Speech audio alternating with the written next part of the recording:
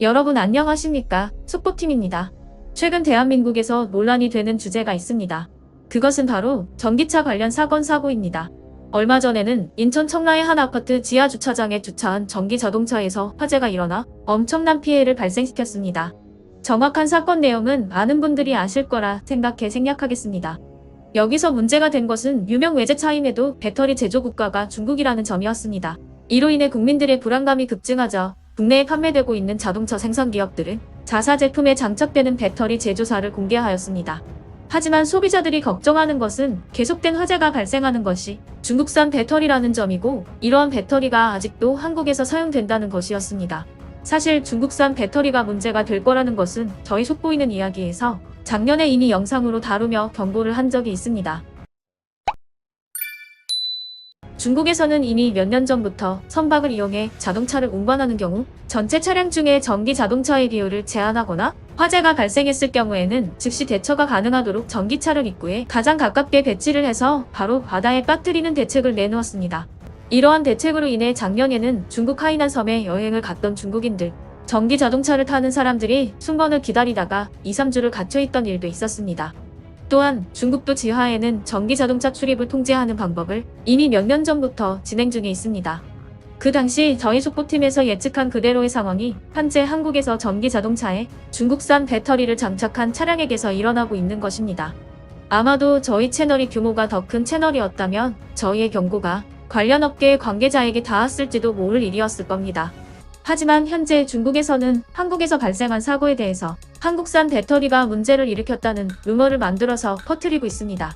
中国的新能源厉害吧？可是为了阻击中国新能源的发展，美国和韩国竟然联手了。就在所有人都以为中国新能源在劫难逃的时候，韩国电池企业和美国汽车制造商就宣布要组成联合战线。这个老美汽车和韩国新能源企业联手起来，这是要干什么？目的就是一个阻击中国新能源头部企业，因为在动力电池的市场上，美国这个老大哥竟然排不上号，全球动力电池排名前6的都是中日韩的企业，而美国连前10都没有占到。韩国想的是挺美，本以为韩美两强国联手，中国头部企业宁德时代不是在劫难逃了吗？不知道韩国现在有没有后悔？ 실제로 현재 중국 내의 전기 자동차 시장 점유율은 39.5%입니다. 중국 자동차 관련 언론인 빗오토는 2024년 중국 내 판매된 자동차 중에 전기 자동차의 비율이 50%가 넘었다는 제목의 기사를 내놓았습니다. 이어서 중국 전기 자동차 생산 기업인 BYD CEO의 말을 인용하며 올해가 지나기 전에 중국 내 전기 자동차 전체 비율은 50%가 넘을 것이며 이는 기존의 내연을 대체하게 될 것이라고 밝혔습니다. 문제는 이러한 행보가 절대로 정상적이지 않다는 것에 있습니다.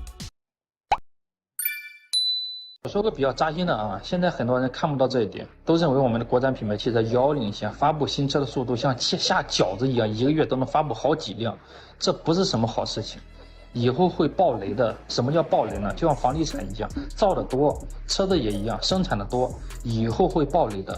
很多人买了这台车子，买过后开起来没问题，出了问题发生交通事故。 실제로 중국 인터넷 언론 수호닷컴은 중국 소방방재청 공식 발표를 인용하며 중국 본토에서만 매일 평균 8대의 전기자동차 화재 사고가 접수된다라고 밝혔습니다. 이 8대라는 수치도 충전 중이거나 대기 중에 발생한 자연 발화만을 집계한 수치로 실제 피해는 더욱 클 것입니다. 하지만 중국 정부는 이러한 통계를 무시하고 전기자동차는 내연기관보다 안전하다는 발표만을 하고 있습니다. 이럼에도 몇몇 자동차 관련 중국 인플루언서는 정말로 목숨을 걸고 이것이 잘못된 거라 말하고 있습니다. 你一定看过这么一组数据，而且呢，2023年第1季度各类交通工具一共发生了1.9万起火灾，新能源是640起，然后他就把剩下的全部算作燃油车，他其中把电动自行车的火灾3777起也放在了燃油车的上面。 所以说，捏造这个数据的人非蠢即坏。实际上，按照国家消防救援局的数据，新能源汽车火灾发生率是0.71%，燃油车火灾发生率是0.46%。你再看看新能源车跟燃油车哪个自燃率更高？平均每天有将近8辆新能源车发生火灾。燃油车的自燃呢，往往是从发动机舱慢慢蔓延。 除非你的油箱起火，否则火势是慢慢蔓延到整个车的。但是新能源车的一个自燃呢，往往是一下子爆燃，基本上没有给乘客留下多少逃生的一个空间。说到这里，你不支持新能源汽车的发展，你不支持国产汽车的发展，千万别买电车，这玩意啊就是移动炸弹。听我一句劝，别买电车了。平均每天就有8辆新能源汽车发生火灾，一旦电车发生自燃，多半是会发生爆炸的。首先，电车起火主要有3个原因：第一个，电池受到强烈的撞击和挤压；第二个，电池长时间处于高温工作状态和超负荷状态；第三，本身电车的品控就不咋地，故障率高，容易发生电池短路。那什么情况下会发生以上3种情况呢？首先，咱们在挑选新能源品牌的时候，就要找一些靠谱的车企，如销量高的、操作经验丰富的，在质量上呢，他们就会帮你把好关了。你们知道新能源哪几个品牌靠谱吗？第二，在我们开车时需要养成一个良好的驾驶习惯，加速不要太快。第三，不管是不是夏季，充电尽量不要过充过放。如果长时间处于一个这样的状态下，当温度达到一定的程度，就会引发电池热失控。 그렇다면 여기저기서 터지고 있는 상황을 직접 경험하고 있는 중국인들은 어떤 반응들을 내놓을까요? 이제는 주차할 때 전기자동차 옆에 주차해야겠네요. 방금 국산 전기차를 구입했어요. 자기 돈으로 사는 거야 자기 마음이지만 한국산 전기차는 사지 않으려고 노력해야 해요. 어제 더우인에서 검색하던 중 피바이오 트럭이 터지는 영상을 봤습니다. 저는 결국에 전기 자동차가 더 안전하다고 생각합니다. 배터리는 집에 보관할 수 있지만 피바이오는 보관할 수 없습니다. 중국산 배터리는 수출되지 않으니 알아서 만들어 사용하십시오. 그래도 전기자동차 기술 측면에서 중국을 감히 비난할 수 있는 사람은 아무도 없겠죠?